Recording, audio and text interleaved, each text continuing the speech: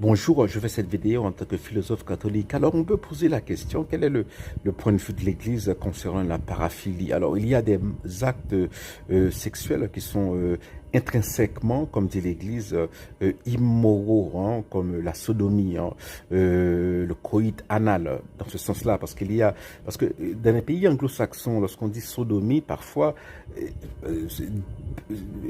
parfois, cela veut dire le coït anal, d'autres fois, cela veut dire, voilà, la stimulation buccale. Donc, il faut faire attention, hein.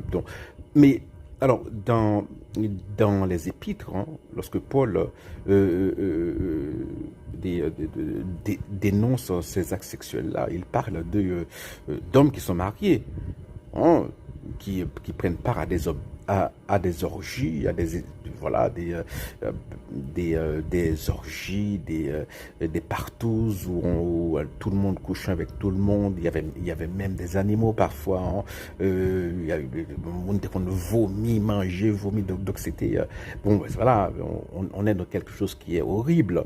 Et voilà, ce sont ces gens-là. Paul ne parlait pas d'homosexuels, mais d'hommes qui avaient justement, voilà, des relations sexuelles anales avec d'autres hommes. Mais c'était des hommes mariés. Voilà, c'était des Romains. L'homosexualité n'existait pas à cette époque. Il n'y avait pas d'homosexuels. Donc, lorsqu'on parlait d'actes efféminés, c'est justement de ça, parce que, bon, voilà, c'est le rôle passif de la femme, voilà, vous voyez, donc, voilà, donc c'était cette distinction passif-actif, hein, voilà.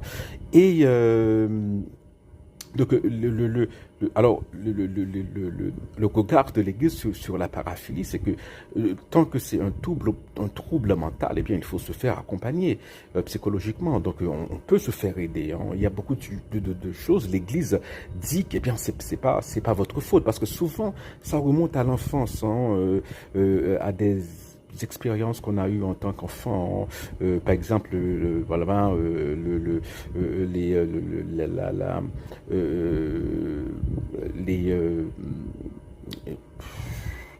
des trucs extrêmes comme la coprophilie par exemple, hein. Voilà, ça remonte à l'enfance et on peut se faire accompagner, on peut se faire accompagner par des psychothérapeutes, hein.